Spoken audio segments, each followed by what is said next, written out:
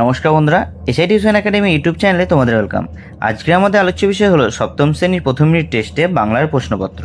তোমাদের পরীক্ষা হবে 30 নম্বরের, সময় থাকবে 1 ঘন্টা মতো। এবং তোমাদের সিলেবাসের মধ্যে কী কী থাকছে দেখে নাও। গল্প বা গদ্যের মধ্যে থাকছে পাগলা গণেশ, আত্মকথা, 21শে তাৎপর্য, খোকনের প্রথম ছবি, কুতুব মিনারের কথা। এবং কবিতা বা পদ্য থেকে থাকছে ছন্দে শুধু কান রাখো, বঙ্গভূমির প্রতি, মাতৃভাষা, নানান দেশে নানান ভাষা, 21এর কবিতা, আঁকা লেখা। ব্যাকরণ থেকে থাকছে কি বাংলা ভাষার শব্দ। আর মাকু থেকে থাকছে প্রথম এবং দ্বিতীয় অধ্যায়। যারা নতুন বন্ধু আমার চ্যানেলে এসো তারা অবশ্যই চ্যানেলটা সাবস্ক্রাইব করে সঙ্গে থেকো এবং ভিডিওটা বন্ধুদের সঙ্গে শেয়ার করতে ভুলো না। চলো 1 নম্বর টপিকে কী বলছে দেখে নাও। বলছে সঠিক উত্তরটি নির্বাচন করো। প্রথম প্রশ্ন হলো, আজ সকাল থেকে বসে গণেশ লিখছে। কি লিখছে? উত্তর হলো কবিতা। 2 নম্বর প্রশ্ন হলো, রামানন্দ চট্টোপাধ্যায় কোন পত্রিকার সম্পাদক ছিলেন? উত্তর হবে প্রবাসী। 3 নম্বর প্রশ্ন হলো, দৈবের বশে জীব তারা কোথায় খসে পড়তে পারে?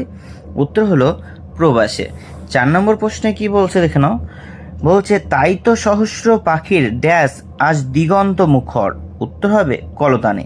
5 নম্বর প্রশ্ন হলো, নিচের কোনটি তদ্ভব শব্দ? উত্তর হলো কাজ। 6 নম্বর প্রশ্ন হলো, বাবা কোন দেশীয় শব্দ? উত্তর হলো তুর্কি। 7 নম্বর প্রশ্ন হলো, চা, চিনি, লুচি এই শব্দগুলি কোন ভাষা থেকে এসেছে? উত্তর হলো চীনা ভাষা থেকে এসেছে। চলো 8 নম্বর প্রশ্ন কি বলছে। বলছে নিচের কোনটি দেশি শব্দ? উত্তর হলো চাল। 2 নম্বর টপিকে বলছে নিচের প্রশ্নগুলি উত্তর দাও। চলো 1 নম্বর প্রশ্ন হলো, রামকিঙ্করের প্রথম শিল্প শিক্ষার স্কুল কোনটি? উত্তর হলো রামকিঙ্করের প্রথম শিল্প শিক্ষার স্কুল হলো কুমোরপাড়া। 2 নম্বর প্রশ্ন হলো, খোকনের বাবার চিত্রকর বন্ধু কোথায় থাকেন? উত্তর হলো লখনৌতে থাকেন। 3 নম্বর প্রশ্ন হলো, কখন পদ্য লেখা সহজ হবে? উত্তর হলো ছন্দ জানা থাকলে পদ্য লেখা সহজ হবে। 4 নম্বর প্রশ্ন হলো, জোনাকিরা কোথায় অ আ লিখছে? উত্তর হলো জোনাকিরা বকুল গাছে অ আ লিখছে। 5 নম্বর প্রশ্ন হলো, ছেড়াদ্দ এবং হাত শব্দ দুটি কোনটি কী ধরনের শব্দ? উত্তর হলো ছেড়াদ্দ অর্ধ তৎসম শব্দ, হাত হলো তদ্ভব শব্দ। 6 নম্বর প্রশ্ন হলো খণ্ডিত শব্দ কাকে বলে? উত্তর হলো যে সম্পূর্ণ শব্দের কোনো একটি অংশ এককভাবে ভাষায় ব্যবহার হলে তাকে খণ্ডিত শব্দ বলে। 7 নম্বর প্রশ্ন হলো, মিশ্র শব্দ কাকে বলে? উত্তরে কি বলছে এখানে? বলছে তৎসম, তদ্ভব ও দেশি বা বিদেশি শব্দের মধ্যে যে কোনো এক শ্রেণীর শব্দের সঙ্গে অপর শ্রেণীর শব্দ বা প্রত্যয় যোগে যে নতুন শব্দ তৈরি হয় তাকে মিশ্র শব্দ বলে।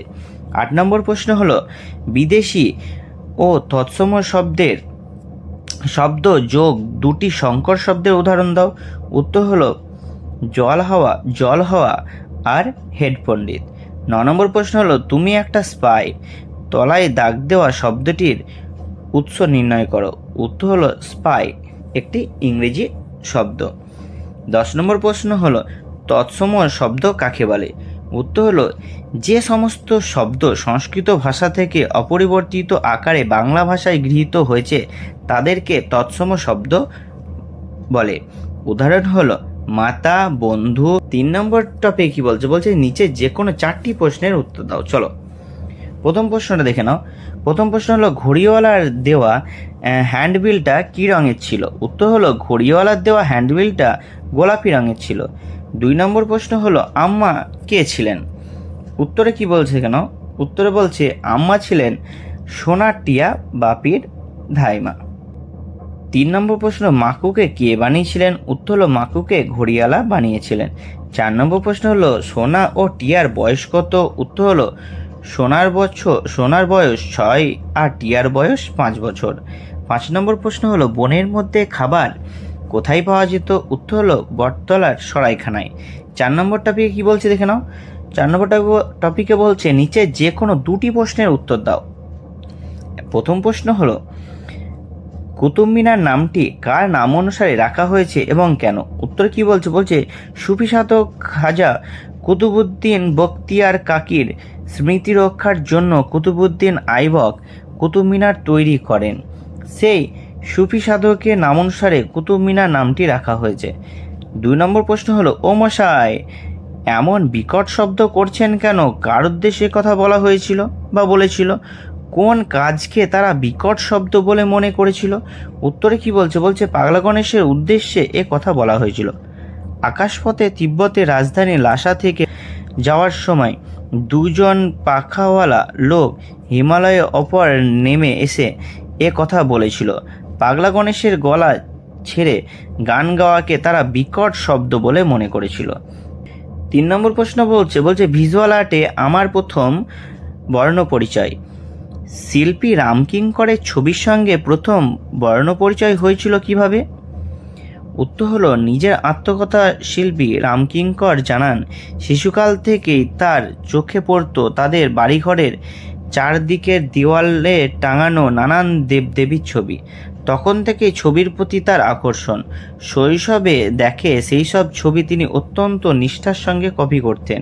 এইভাবে ভিজুয়াল আর্ট বা চিত্রকলার সঙ্গে রামকিঙ্করের প্রথম বর্ণ পরিচয়।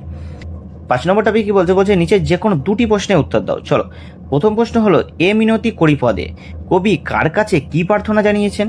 উত্তর হলো, কবি মাইকেল মধুসূদন দত্ত জন্মভূমি মায়ের কাছে জনসাধারণের স্মৃতিতে অমর হয়ে থাকার প্রার্থনা জানিয়েছিলেন। জীবনে চলার পথে কবি যদি কোনো ভুলও করেন, জন্মভূমি মায়ের হৃদয় থেকে কবির নাম যেন মুছে না যায়। 2 নম্বর প্রশ্ন হলো, মাতৃভাষা কবিতায় কবি মাতৃভাষার কাছে ফিরে আসাকে কোন কোন বিষয়ে সাহায্য স্পষ্ট করেছেন? উত্তর হলো, কবি মাতৃভাষার কাছে তার ফিরে আসার ঘটনাকে পিঁপড়ে তার গর্তে ফিরে আসা বা কাঠঠোকরা পাখি তার বাসায় ফিরে আসা এবং বিমানের বন্দরে ফিরে আসার ঘটনার সাহায্য তুলে ধরেছেন। 3 নম্বর প্রশ্ন হলো, কবি যখন ছড়া লিখতে শুরু করেন তখন চারপাশের প্রকৃতিতে কী কী পরিবর্তন ঘটে? উত্তর হলো, কবি যখন ছড়া লিখতে শুরু করেন সেই সময় চাঁদের আলো দুধের স্বরের মতো মাঠে পুরু হয়ে জমে ওঠে এবং বাতাসে ঈষৎ কাঁপন লাগে। কবির মনে হয় সেই সময় তারার দল মালা হয়ে খুব গোপনে তার কাছে নেমে আসে। 6 নম্বর টপিকে কি বলছে দেখে নাও। বলছে, বিদ্যালয়ে অনুপস্থিত থাকার কারণ জানিয়ে প্রধান শিক্ষকের নিকট পত্র লিখো। এটা একটা চিঠি। কিভাবে লিখতে হবে তোমরা দেখে নাও ভালো করে। দেখো, প্রথমে লিখবে মাননীয় প্রধান শিক্ষক মহাশয়, তারপরে এখানে লিখবে তোমার বিদ্যালয়ের নাম। এখানে কি লিখবে? তোমার বিদ্যালয়ের নাম। তারপরে তোমার গ্রাম, তোমার পোস্ট এবং তোমার জেলার নাম।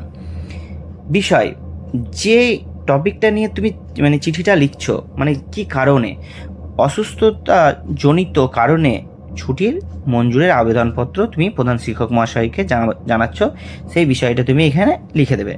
তারপরে দেখো কি লিখবে এবার। শ্রদ্ধেয় মহাশয়, আমার বিনীত নিবেদন এই যে আমি শ্রীমান দে, এখানে কি লিখবে? এখানে তোমার নামটা লিখে দেবে।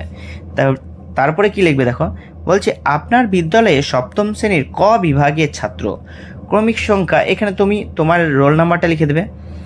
বলছে প্রবল জ্বরে আক্রান্ত হওয়ার কারণে ডাক্তারে বলেছেন কিছুদিন বেড রেস্ট নিতে হবে, তাই আমি গত 6 এপ্রিল থেকে 11 এপ্রিল পর্যন্ত বিদ্যালয়ে উপস্থিত হইতে পারিব না।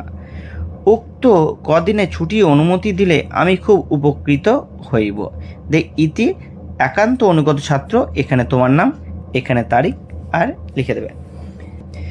ভিডিওটা কেমন লাগলো অবশ্যই কমেন্ট করে জানিও। কারো কোনো প্রশ্ন থাকলে অবশ্যই কমেন্ট করে দিও এবং এরকম গুরুত্বপূর্ণ সাজেশন প্রশ্নপত্রের ভিডিও পেতে অবশ্যই এই চ্যানেলটিকে সাবস্ক্রাইব করে সঙ্গে থেকো। ভিডিওটা বন্ধুর সঙ্গে শেয়ার করতে ভুলো না। দেখা হচ্ছে পরবর্তী ভিডিওতে। ধন্যবাদ।